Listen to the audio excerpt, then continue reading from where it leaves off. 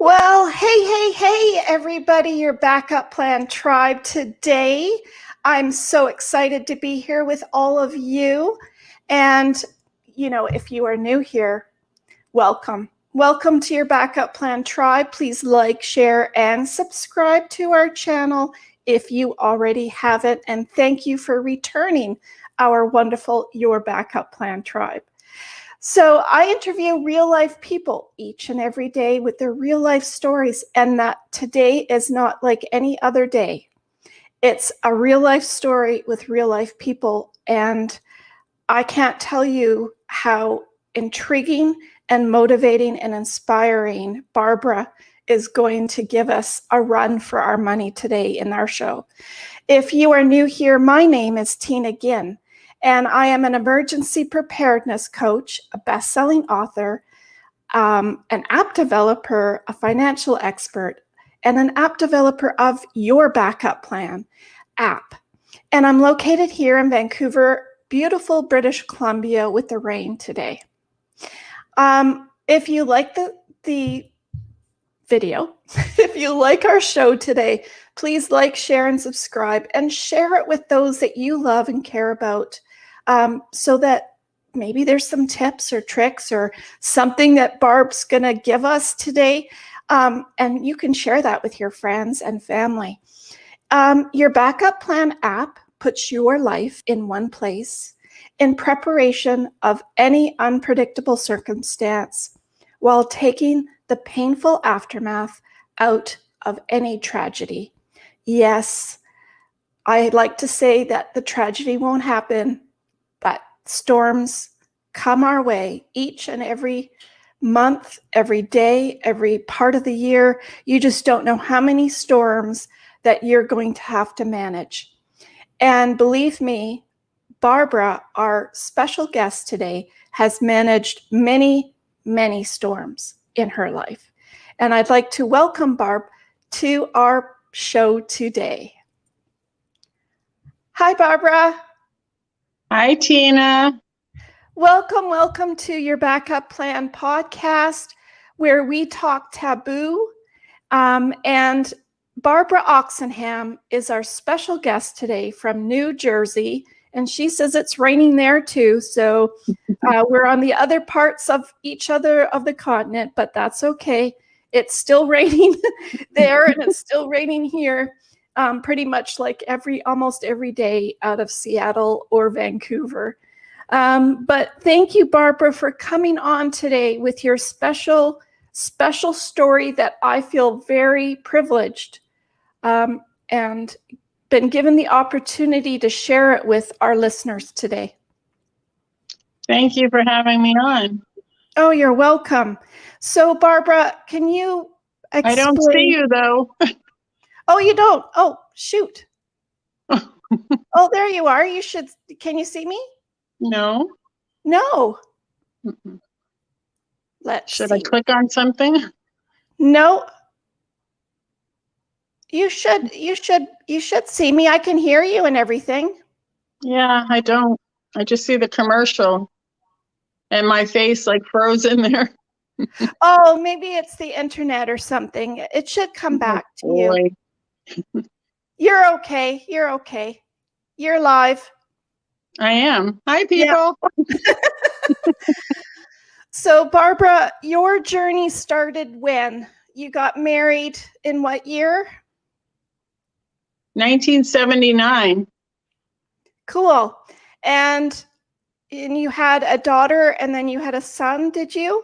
No, I had a son first and then a daughter. My son was born in 1988 and my daughter was born in 1990. Oh, wow.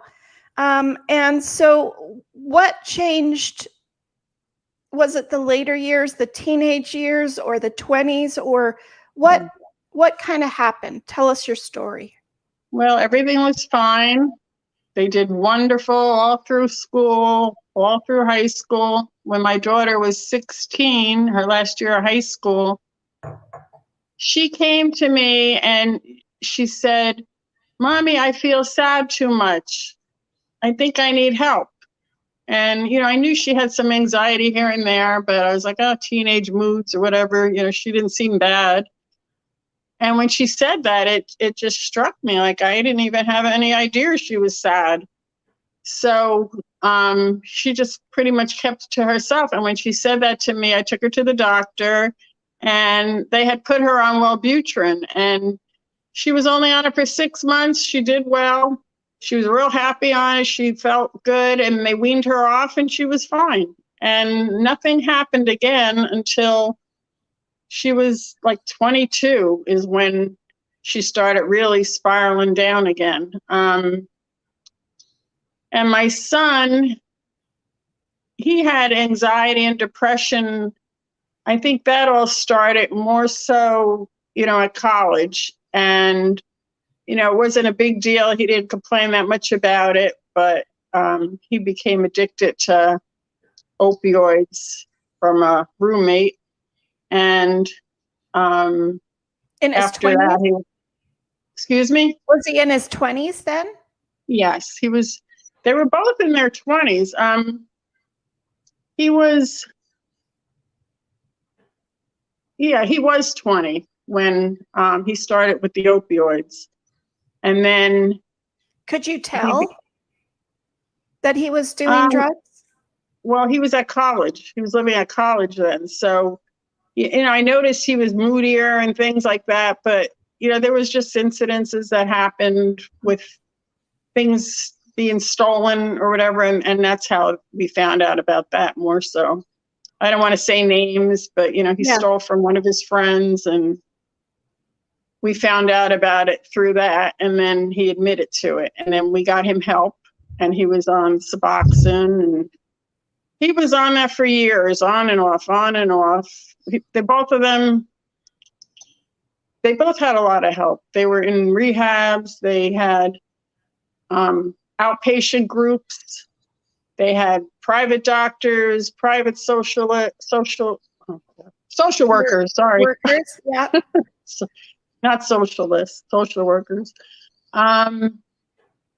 Yeah, they had a lot of help. It was just a lot of back and forth. With my son, it lasted for 7 years from the start of his addictions. And my daughter only had a 2-year stint where when she was 22, she became an alcoholic from self-medicating. She was on different meds. They changed them on and off because she did start having anxiety and stuff again when she was in her 20s, like 22. And it's hard to remember exact dates and times with everything, but that year, of course, 21 is the drinking year. So she started partying more, with her friends on the weekends or whatever. And then when she started with a lot of anxiety and depression was 22, and the meds, they would work for a while, then they didn't work. And then, I would take her to the doctor, and they would change them or whatever. But then she started with the alcohol, and she became addicted to alcohol. She had seizures and everything else. And oh dear. Yeah, she had 3 major seizures. She's been in the hospital 13 times. Did it counteract with her drugs that she was taking then? That was the problem with her. Cambry, she was very hard-headed and did what she wanted. And the problem I found was when she turned 18, not that she wasn't a problem at 18, but I'm just saying once they turn 18, you're not allowed to do too much. Your say-so doesn't count. Like when she had a social worker, one of them wouldn't even talk to me. I mean, there are some that are good that'll bring you in and get you involved, but some of the ones that she picked didn't even want to talk to me, because she told them that I was too controlling and, whatever she sees it as, right? Yeah. You're trying to protect them and help them, and then they turn it around against you sometimes. And, it's like, I'm not trying to control you. I was the liberal parent who gave you more freedom. And I figured you are both adults when you're 18. I wasn't super strict. Yeah. I was throughout them growing up, but when they became adults, I gave them a lot of freedom. And now I wonder if I shouldn't have done that, but who knows? Who knows what, there's no manual for parents, and there's no That's manual true. And people for are always telling me how guilty they feel. They should have done. And I'm like, I was there. I went through all that. And I'm like, no, we were really great parents, and we did the best we could. And we had their backs all the time. And we were abused by them because, of their addictions, of course. And we Yeah. still stood right behind them, and we backed them up 100%. So, there was one time where I tried where they say, just kick them out. So I did that with my son once, because 7 years of addiction is like, gotta do something different here. Yeah. So like, yeah, in the middle, well, it wasn't even 7 years. I guess it was like 6 years then. We kicked him out, and, he came back and he said, okay, I'll go to rehab. So it worked. He didn't like being kicked out and living in his car or whatever he was doing. Yeah. But it's hard to take that stand and do that, because it's tough to do to your own kid. I know. Tough love. That's what they call it. Yeah. And now they're saying it's not a good idea, and others say it is a good. And I'm like, I don't know if it was such a great idea. All I did was worry my butt off. Like, I was so nervous and a wreck all the time. Like I couldn't even sleep. Yeah. I was like, I didn't like that at all. No, because you worry. You're worrying. Yeah. Too much worrying.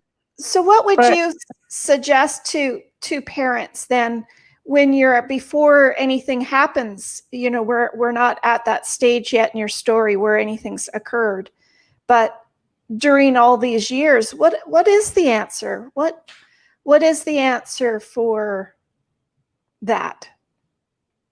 To prevent it? Yeah. Is there a chance? I don't know. I mean, I wish I had that answer. Yeah. I don't know if there is. No, there isn't any. Look at Robin Williams or Michael Jackson, or, they've been given all the rehab. They've been given all sorts of things, but. Exactly. I mean, it doesn't matter. That's the other thing. It doesn't matter if you come from the street or if you come from, a highfalutin family or whatever. It doesn't matter. People are dying from it. These kids are dying from suicide and overdoses all the time. And it's just, I would say it's a chemical imbalance, and they don't always find the right drug for them or the right way to deal with it. And it's a struggle because, you just they keep changing things. And with some of them, they just can't handle it anymore. And I don't really know. I hate to say that there's no hope, because there is help. And I think if my daughter would have waited longer, maybe her chemistry would have changed again, because, adolescent years, right, a lot of times, they're not there yet, but yeah, and the hormones are changing, and so I don't know, it's so hard. So to get back to your story, your daughter was living at home, or she was away? Both of my kids lived at home. My son was away at college for a couple of years, and then his addiction, he had to get out, and he did go back and finish, and we were so proud of him then, but he never got rid of the addiction. Even when he finished, he was still on Suboxone. And is that I don't strong? even know. Yeah, I don't even know if that's an answer, like sometimes I think maybe he should have just stayed on that forever. Yeah. Yeah. Who knows? So many drugs out there and so many ideas. And then I even thought about the brain shock thing. And I was like, maybe they both should have had that. Maybe they'd still be here. I mean, there's always these maybes, Yeah, that's the hard part about grieving is the what ifs. Yep. And things that you could have done, should have done, would have done. differently or the same or whatever it might be. So what happened then? Your daughter decided to take her life first? Is that what happened? Yeah. Well, it was such a vicious cycle too, because she had enough of her own little anxiety. She was born anxious.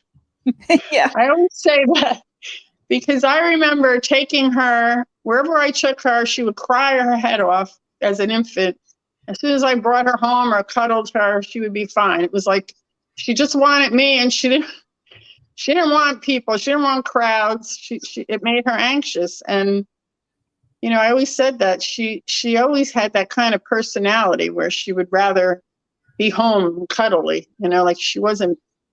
I think when she went out drinking with her friends and partying, it was because she was having a few drinks. She was relaxed, and then she was comfortable. But she didn't even like going to family parties much. She was always like, "Do I have to go?" Yeah. So now I don't even know why I got on that topic. Well, it's just that it was her personality, and Oh yeah, her it's personality was more on the anxiety side. But I don't even know if their diagnosis are really truly accurate, because what do they have to go by? They have to go by whatever I say or whatever they tell them. And right. the only reason I believe my daughter really was bipolar was because when she was in Summit Oaks, she was admitted for a while there, committed for a couple months. And How did she do for the few months? she in the beginning, she hated me. She cursed me out every time I came. And the thing is, the reason I believe that the bipolar wasn't just all her meds and the confusion and everything with, the alcohol, because they took her off of everything and she was on nothing in the beginning. And Oh, when I went there, she was cursing me out, and that was never her. Like, she was not that way at all. And, she was very anxious and pacing and all that. So I was like, wow, she really did have bipolar 1. But she didn't have it growing up or through her teens or anything. Both of my kids were perfectly normal, did well in school, did well at college. None of that. It's just, it's Cambria hard only. to see it come out to light then, all of a sudden, isn't it, Yeah, from a it change? was a shock. Like, what? That's why you're so confused, because you're like, I don't even know if it's, I knew they had a little anxiety and depression, and they were looking for meds for that. And I even tried to talk them out of it sometimes, because I know a couple of their friends were on things. And I was like, look, I hope you're not just looking to be on this, because your friends are telling you it makes you feel good. You know what I mean? Right. Like, especially my son was really pushing for Xanax or one, and I was like, those drugs are addictive, and I don't think you need anything that harsh. I was like, get Yeah. out, get more physical, get back into baseball. Yeah, keep them occupied. Yeah, that's the thing. If the problem is you don't have control after they're adults, but if you can keep them into sports, like my son and my daughter, as long as they were physical, I think they did better. My daughter wasn't a big athletic person, but she was like walking a lot and, Keeping well, active. it wasn't physical. She would sing. She liked to sing, and she was active singing in high school and everything. If they just kept something, you know what I mean, to keep Yeah. them more occupied, maybe that would have helped. My son was playing some baseball in college and stuff, but his whole thing, he was still active with physical stuff. But then once he got addicted to those opioids, forget it. That's all they want. It just shifted then. Yeah, they lose their interest in certain friends and in sports and everything. It was horrible. And then it's hard to get out of that, right? To change that around again. Yeah, it never happened. He excelled in every program. They even offered him a job in Michigan in the one program he was in, because he was in finance in college, and they offered him a job to handle the financial the financial things at the rehab, Right. but it wouldn't pay that much. And we were kind of pushing for him to do that because, I know, he's looking for making big money and everything, but we just felt like that might be such a safe environment for him. And he didn't take it. And then he came back and took a job, but then he got the money and he bought the drugs again. Oh, yeah. That's a horrible cycle, isn't it? Yeah. Um, There was just a lot of. Was it your daughter that was first then? Yeah, she committed suicide in 2015. She actually committed suicide February 22nd in 2015. And then he died February 25th in 2017. And his birthday was February 27th. So there's those 3 dates right together in that week. Yeah. That's Horrible. crazy. Yeah. That's my birthday too. What? In that time frame.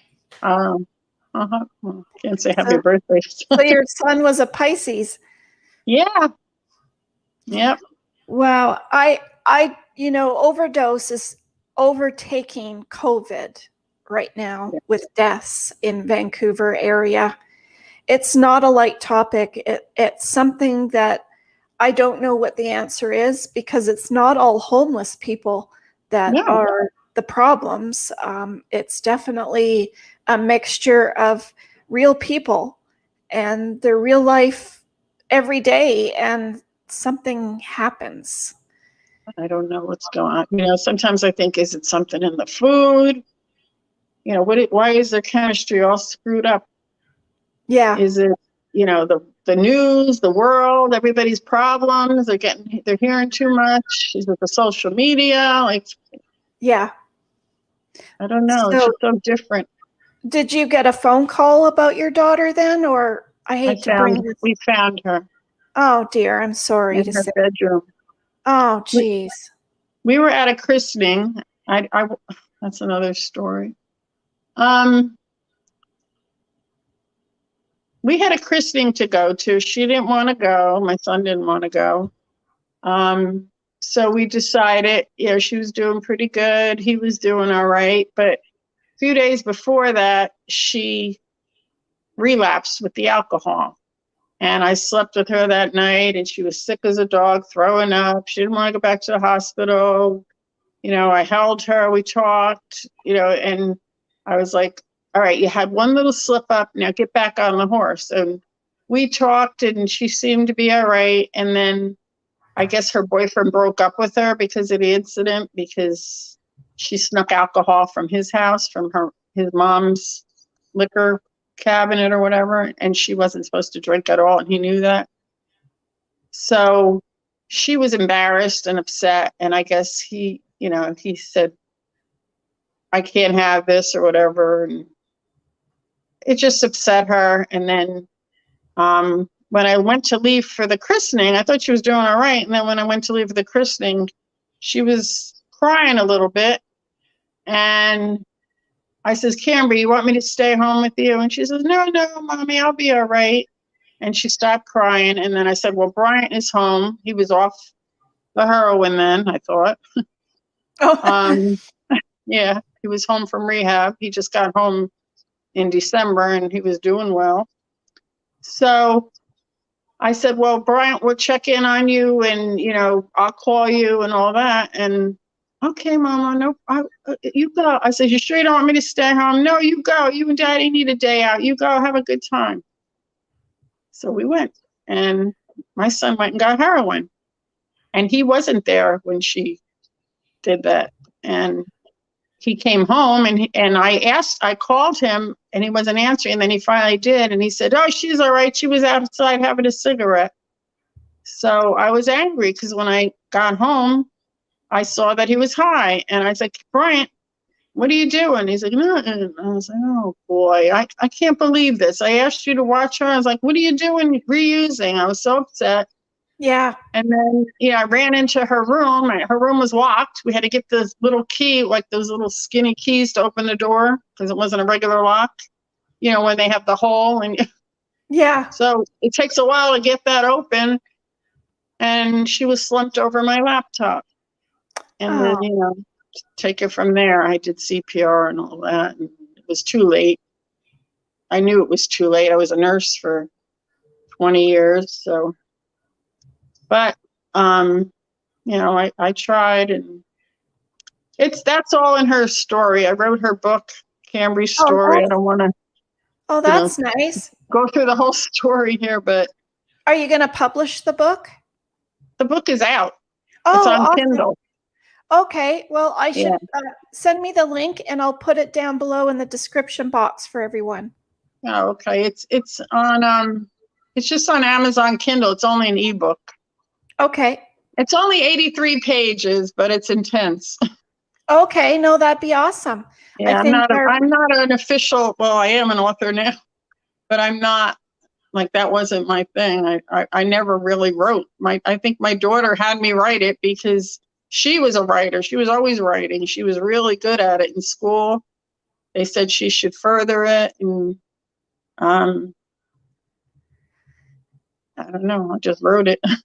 it's really a loss, isn't it, when you have two great people in the world and, like what we talked about earlier, with Robin Williams, and, it doesn't matter, seems to matter how great they are and how funny they appear to be and how normal they appear to be, if you want to call it normal.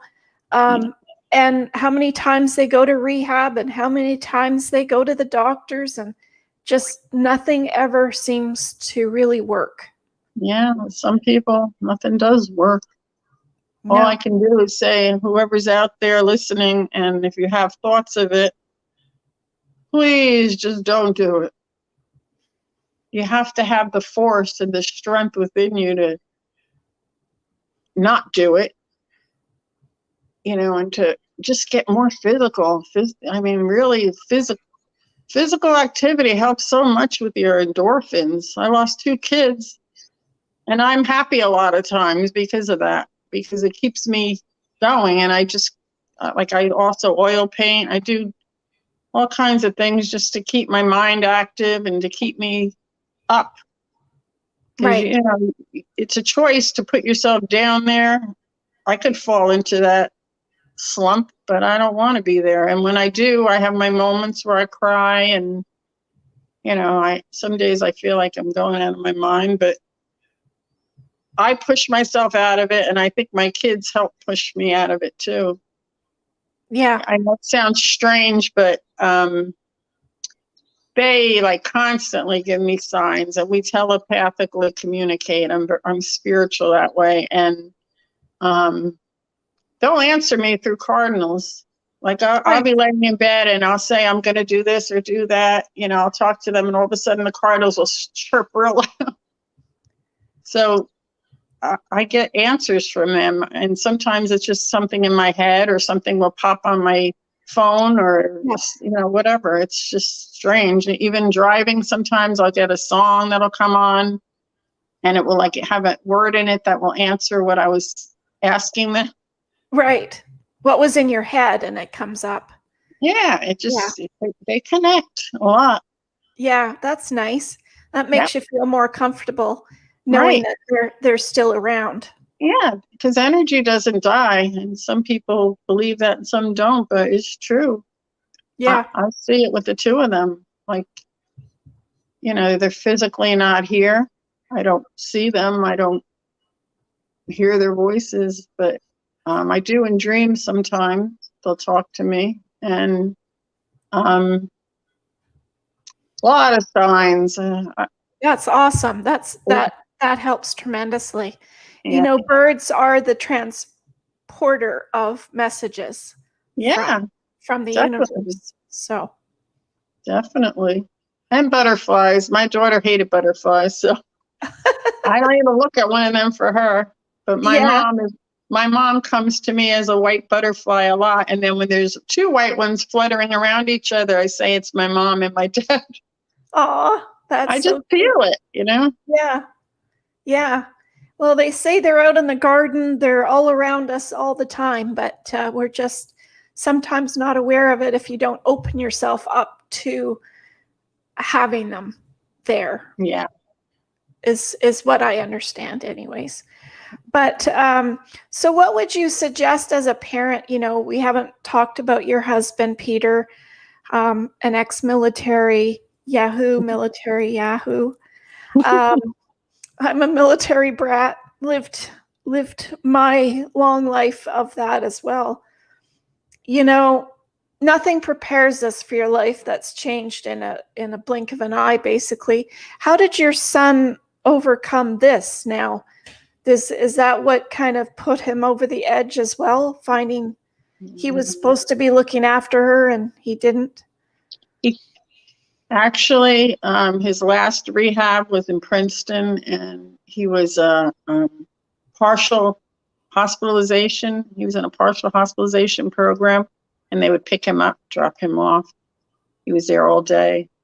And we had a family meeting, and he brought it up, and they brought it up too, that he had post-traumatic stress disorder from Cambry's loss. And he had so much guilt knowing that, you know, he was supposed to be there checking in on her, and he went and got the heroin. And he had trouble living with that. And he wasn't ready to accept it. And as much as I tried to help him with that in the rehab program, he still said that he wasn't ready to accept it. And when he got out of that program, well, he wasn't finished. He was almost finished. And he went for his, they said that he wanted to go out for his birthday with a friend, and they said it would be, they thought he was ready and that it would be okay. So I gave him a little money, but I didn't give him a lot, and took him, he was meeting his friend at the train, took him there, and that was the last I saw him. He used that opportunity to get drugs, and he died from a heroin. He didn't really die from the heroin overdose. It was heroin, fentanyl, but he was used to taking 10 to 15 bags a day, is from what he told me. And usually when you're off it and then you go back on it and you use the same amount, that's what kills you, or if you use more. And he only had 4 bags because that's the only amount of money he had. And the problem was there was fentanyl in it, and that's what killed him. Yeah. So that'll be in his story. I'm writing his book now too, and I'm not taking any money for either of their books. All the money is, what I do is, like for my daughter's books, my daughter's book, I'm not directly connected to charities, but I write a check on her anniversaries, her death anniversary, and then this summer I'll write another check. Well, 2 checks. I send one to the American Foundation for Suicide Prevention, and then the other one I send to the Popcorn Zoo, because it's a rescue zoo and she loved animals. And we used to take the kids there all the time, and it's right over here in Forked River. So, and then my son's, I still have to figure out where I'm sending his. Yeah, I didn't even write the book, but that'll come later. But yeah, I don't want to make money off of them. It's not my plan. I just want to write their stories, get it out there, and I feel like it's a little donation from them. Yes, absolutely. Whatever money come in. I mean, I didn't even get enough money yet to pay for the cost of the book. But I'm like, you know what? At first I was going to delete that amount, and then it's only, ebooks are $2.99. That's what I charge for that. So what do I get? $1.88 a book. So that's not a lot of money. So I just said, the heck with the cost of the book. I'm just using it, split it all up and send it to their charities. To go somewhere important. Yeah. And then I posted it too on my Facebook pages, whatever, when I worked, I got the acknowledgement for the checks. Yeah, So nice. they don't think I'm full of baloney, because I'm not. Yeah, no, that's awesome. Maybe we could put your Facebook page down below with your Amazon link as well for people to get a hold of your book and reach out to you if maybe they might be going through something or have a child in the same predicament. I know a lot with overdoses in this area, anyways. It's, anywhere from 20 to 40-year-olds. The majority have real life lives and they work and they're regular everyday people that just get a hold of the wrong drugs at the wrong time, Yeah. usually. Yeah, my son would have never got addicted to anything except that he was very physical, and he had a motorcycle, he had quad, he had a dirt bike, and we didn't even realize that he had fractured his neck at one time because he was such a tough guy. He never complained much.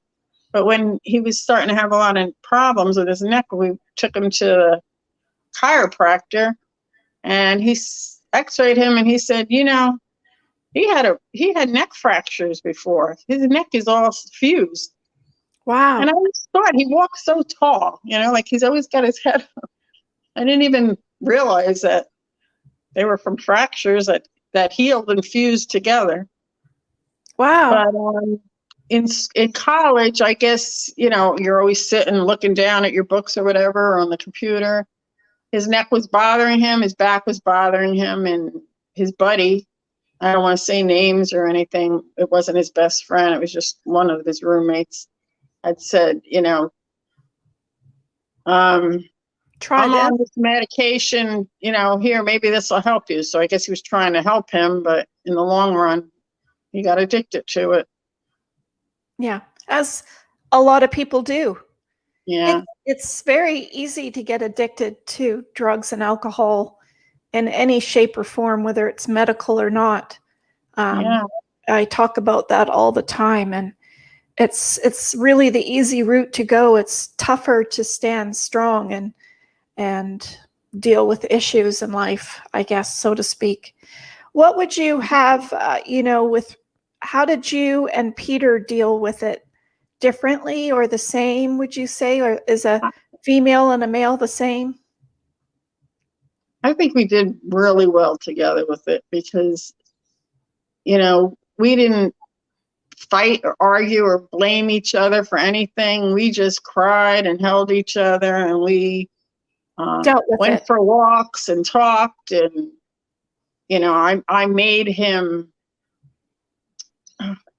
get a little more spiritual with it. And, now he's always looking at the Cardinals, and he got an amazing sign, but I don't really want to talk too much about that. But that's in Cambry's book also, from her. Right Okay. after. And it made him believe. And I just think we really did well together with it. Because I Like we think didn't. men have a harder time Yeah, I got him to cry more too. because they don't want to cry and they don't want to be Yeah. vulnerable. No, I made him cry. Good for you. I got it out of him. Well, you were both support to each other, I'm sure. Yeah. Mm-hmm.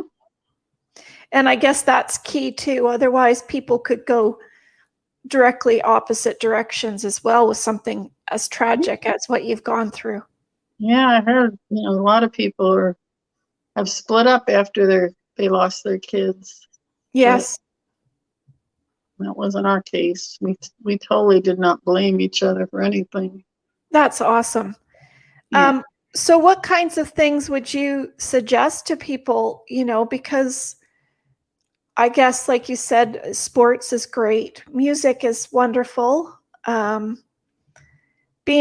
a true interest in something passionate, that if you could find them something, I What, the guess that kids? that would be helpful for them. I mean, all these parents that are in your boat, they might see signs. Is there anything that you could help parents with that, you're not around that age group very much at that point as you are when they're younger at school.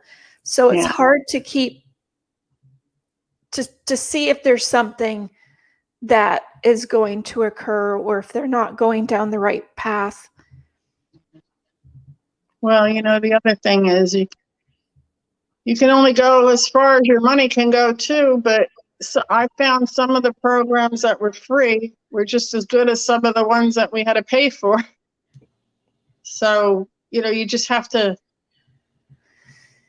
if they allow you to, check out the programs. I mean, that's the other problem. If they're kids, you have a lot of freedom to do all of that, but when they're adults, some of them won't even let you in. Right. They just want to hear it from the kids. They don't want nothing to do with you. And I wish would change, because we should have a say so, especially if you're living with your children and they're adults, but they're still in your home and you see everything that's going on with them. Like, our voice should count too. But yes, definitely. I wish that would change.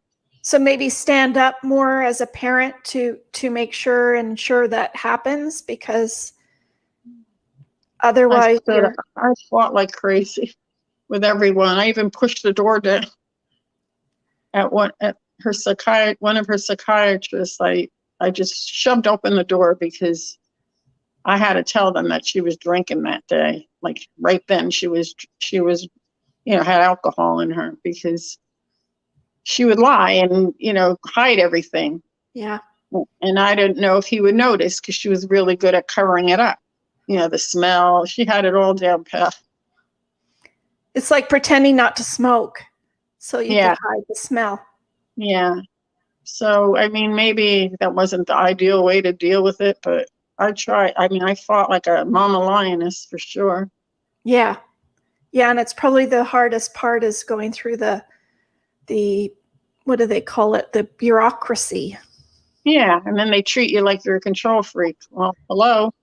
What would you do if your kid was in so much danger with their lives? She had so many car accidents. She almost died. I mean, if you read her story, you'll see plenty. Oh, good. I'm going to pick it up today, actually. I didn't realize. It's only 83 pages, but. Oh, that's awesome. Your story is like one that I've seen many times on Dr. Oz. Oh, I like Dr. Oz. Or Dr. Phil, like even Dr. Phil trying to get the kids in there and the parents, and they always have everybody and talk about the stories from each, because it is a team effort. I don't think you can get through this on your own. Definitely. It's from a team of your group, of your family. Yeah. Is there anything else that you would like to suggest to parents? Well, yeah, like, not really for after the loss. Is that what you wanted to talk about too, or is that later? Yeah. Is there anything that you could give as a tip? What do you find helpful? Exercising and music, I guess.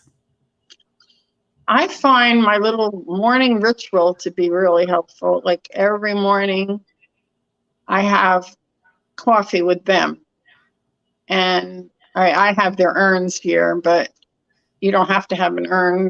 Their energy is here, their spirits. So even just sitting by pictures of them, and I look out my window because I have a beautiful view to a stream here. So it's very relaxing. The cardinals go back there and everything. And I'll sit and I'll talk to them.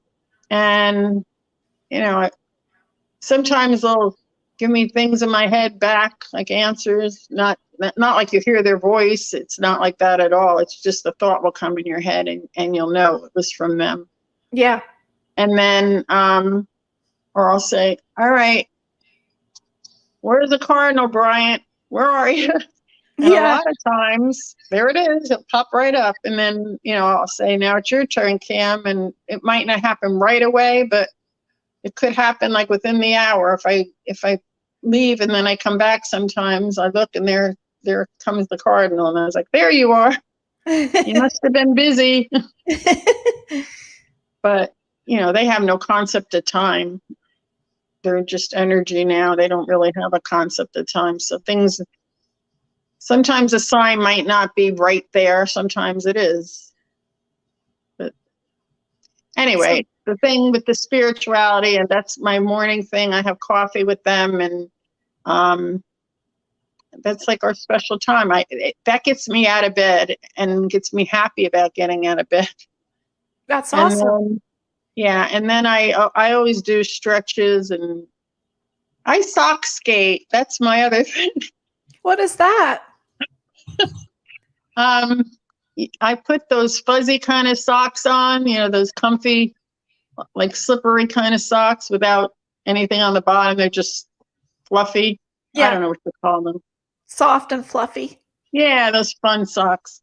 I have tons of them. And I have all wood floors, so I just slide around and sock skate like I'm ice skating. But that's like something, it's really good exercise. I do twirls, I do everything. Oh, that sounds like fun. It is. It's fun, and it's great cardio, and it gets the mood up. It's just fun. And then I also do like a regular workout with my equipment. I have 3 little pieces of equipment in here I use, and then I walk. And when I walk, I'm always thinking of them and looking for signs. I get There's hearts lots a of lot. signs out there. Yeah. And when I go hiking, my husband and I both like to, not big hiking, I call it hiking, walking through the woods, on trails. And a lot of times I'll find heart stones or heart leaf or feathers or clouds or hearts. Like I find a bush that's shaped like a heart. A lot of times I get heart signs. And I always say that's them sending the love. Yeah, that's awesome. And doves are love. So sometimes they come as doves. And then I always say they're sending love and peace. Yeah. And I love doves because I didn't realize this, but they have this owl sound. Woo, yeah. The coo. It's a coo. Yeah. Yeah. So Not they're the who, a coo. Yeah. So is there anything else that you can think of for what people could do? Support groups you had mentioned? Yeah. I was never a big person to go to any grief groups or anything like that, but I just didn't feel like I needed it because I did enough on my own and I was doing fine. But there are plenty of groups out there, like on Facebook especially, that you can join, and they are supportive. Or within your city as well. I think there's. Oh yeah, well the COVID kind of stopped a lot of that, but yeah, hospitals have them, churches have them, as far as grief support. And if you need that, you should go for it because everybody could use a little help sometimes. Yeah, I think that's a song. Oh, there you go. I do like my music. Well, now I'm all excited to read your book because that sounds very inspiring. I think to always hear someone's story and realize that it's not easy. No. Nope, it's not an easy journey. And I tell a lot of people that it's not an easy journey, but the other thing is your kids are still here if you lost children or whoever you lost. Right. They're gone physically, but their energy is still here and they still see you and they want you to be happy. And they actually do get sad if you're sad, and they are really happy when you're happy. So that pushes you. Give them some happy. Give them some happy when you can. Cry when you need to, but give them some happy when you can. Yeah, that's awesome tip actually, because it turns you around as well as it's doing it for them. Yeah, why live in a hole? Get out of it. Get out of that damn hole and live. Exactly. And take them with you. I take my daughter shopping a lot. I just was talking to her before and I said, Cambry, oh my God, I went shopping twice and I forgot to take you. Oh. So I was like, I promise I'll take you next time. But I do. When I do take her, and I remember, to ask her, like she'll even help me find things. Like I'll say, because she was my little fashion consultant. And I've gotten really good now, but I used to really be bad. So she's helping you doing that. That's for sure. Yeah, She's there. I Yeah. think so. Yeah. That's awesome. He helps me with so many things, and he does too. Oh, he's my guardian dude. Oh, yeah. Probably getting mad at you sometimes for doing something silly or something. Yeah, and when I kayak and I get in a jam, which I have already a couple times, the stream is a funny place. There's a current and like there's debris, so sometimes there's whirlpools and you get hung up or you can't get through. So, a lot of times when things happen, there he is, that cardinal. Telling you off. Yeah. Well, Come on, Mom, you got this. It's sure nice to see you laugh and have a story to tell about how to get over it. Not that you can ever get over it, but get through it. I think that's probably a better expression, getting through it. Yeah, you learn to live around it and you learn to live with them in a different way. Right. Because, like I said, I don't want to go against religions or anything. I know some religions don't even believe any of that, and that's fine if you don't believe it. But right.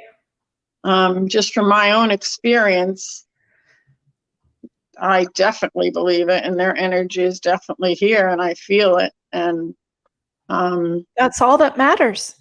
I live with them still. We live in a different way. Right. You're in two worlds, but you're together.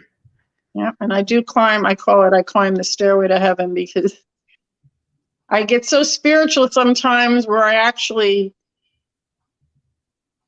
like almost in their dimension, but I'm not crossing over, but I'm close. And then I pull back, but that's another story. Yeah, no, that takes a lot of work. That doesn't come naturally. Yeah, but you've been able to find that in yourself It's meditations and different things like that. But is your husband able to do that sort of thing, or is he just more for the signs and keeping active? Well, he's not really into that aspect of it, but he feels them and he's happy. He's content with the cardinal thing, and there's other signs. There'll be a lot in my son's book too. There was a hawk incident where he had it on a stick. I mean, we do that with my son. This was in our other home. There's your kitty. Excuse me? There's your kitty. Oh, you see my kitty? Yeah. That's my chair. This is my husband's chair. Because she was sleeping in my chair before I got on, I had to push her over there. And that chair over here. I can't always make my bed in the morning right away because she's in it. I make it around her and then I finish. Yeah. She's do you think queen. The animals, do you have a cat? That was my daughter's cat. She actually bought her. She saved her money. I always call her the coach cat because she just wanted a rag doll so bad. And, we've had rescues and everything too, but she wanted to get a rag doll. So she saved her money and she bought her. And she treated her like a princess to the point where we couldn't bathe her or anything. Oh, do you think she knows? Do you think the cat knows that she's missing her? Oh, yeah, definitely. I mean, sometimes I think she sees her because she'll just stop and stare and cry in the air, like looking. And, I'm pretty sure she's seeing her.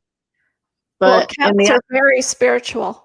Yeah. And in the other house, I mean, we had to leave her bedroom door open because she would cry like crazy if you shut her bedroom door. And she still has a problem now with doors. She doesn't like any doors shut. But she would go and lay, on Camry's bed a lot. And then she would lay on the top of the couch by her picture. She still does it here in the living room. But I swear it was like she's looking at her picture. She would just lay there and her face would be looking right at her picture. So that tells you something, doesn't it? yeah. Yeah. Do you have anything else to tell our listeners today? No, I think I pretty much covered it all, right? Yes, you sure did. That's quite the story for Dr. Phil. If Dr. Phil is listening, No. that would have been a job for him. That's for sure. I tell you, it's, I don't know what our journeys tell us, but yours is definitely something to tell and teach other people. Yeah. I hope I help some people out there. Yes, I hope so too. Because it's a big issue right now. And I know. Yeah. I mean, I could probably talk for 2 or more hours, but no. Well, I would have to go to the bathroom, first of all. Yeah, exactly. Well, thank you, Barbara. Thank you so much, listeners. Thank you, Barbara, for coming on our podcast today, our live broadcast that we have today for everybody. It's quite the story. As everyone knows, I am the queen of emotion. So it's tough for me to do these real stories because, yeah, it's. I'm sorry. Oh, you don't left out because you, like with Betsy, I broke down crying, but it depends. If it happens to you, it happens. You go with it. Well, that's it. It just didn't happen today, so that's good for me. They understand. My kids are great. My angels too. Even when I don't want to cry, the tears still come. So there you go. I get my days like that. Trust me. Well, the moon is in Pisces right now. That's my excuse. Oh, okay. You're all fishy. I'm all fishy. You're all fishy now. But well, thank you, listeners. I hope that Barbara's story hits home for you, and that if her details of her book will be down below, and I would love for Barb to come on again at some point. Her story is unbelievable, and we can never get enough of it for those people struggling with suicide and overdose at the moment. I send my love to each and every one of you. And, to prepare for the unexpected, you can't prepare for something like that. I know Barbara and Peter both did. They tried their utmost best in their situation, and that's all you can do. But preparing for the unexpected tragedies, you'll wonder how to be prepared, and that's where your backup plan and the emerging blueprint will guide you through those storms of life. And you may not be able to stop the emergencies from happening, but you'll have a great plan to get through it. The more you're able to get through it, the more you're able to be present. And that's what Barbara had to be, was present in a lot of the different cases to ensure that people were listening to her and that she was present for those that she loved and care about. As Brené Brown says, everyone has a story that will bring you to your knees and be the survival guide for someone else, just like Barbara has for us today. What will Can I show you their pictures? Sure, I'd love to. I have them right here with me. Okay. They're always with me. Anyway, that's my son, Bryant. Can you see it? Yeah, I can see it. Good. Thank you. And this is my daughter, Camry. Oh, and how do you spell that? C-A-M-R-Y? C-A-M-B-R-I. Oh, I made it up. That's a cool name. I made it up when I was 13 babysitting. Oh, did you? Yeah. Sorry, I got to lean over. Yeah, no, thank you for sharing that, Barbara. That's awesome. And, you know, it's hard to be prepared for the unexpected because you don't know what what storm is going to pass you by. And right. we all have storms in all of our lives of some shape or form. True. Yes, and COVID has taught us all to be better prepared for the unexpected. That's right. We weren't. Like I said in one of my other podcasts, if we had been prepared, we would have had more toilet paper. But we weren't. True. But we weren't. So that tells you right there we're not prepared. So Right. be prepared for the unexpected, and I help you guide you through the process of doing that through your app and the emerging blueprint that's coming down, launching very soon. So I always end with hoping to like, share, and subscribe to our channel. Don't forget to do that, everybody, because we love each and every one of you. I always end with Carol Burnett. Thank you, Carol Burnett, for being a part of our lives. I love her. Yes. I'm so glad we had this time together just to have a laugh or sing a song. Seems we just get started, and before you know it, comes a time we have to say so long. So thank you, everyone. Thank you, Barbara, for coming on. And thank you, Peter, even though he's not here. We did speak about him. He's in the back room. So thank you, Peter, and thank you for your military service. And thank you, Barbara. You've had lots of military service yourself, being a wife. Oh, yeah. My dad, too. Oh, yes, it runs in the family. So thank you for all of your time that you've taken and your courage and your bravery for today's show. Thank you. And for anybody listening, I will have all the description stuff down below in the description box.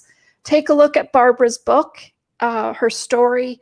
If you can, I'm sure it's very insightful and beneficial to this time in the life of all of us right now. So thank you, your Backup Plan Tribe. Thank you for coming on board with us today. And till next time, bye for now. Bye.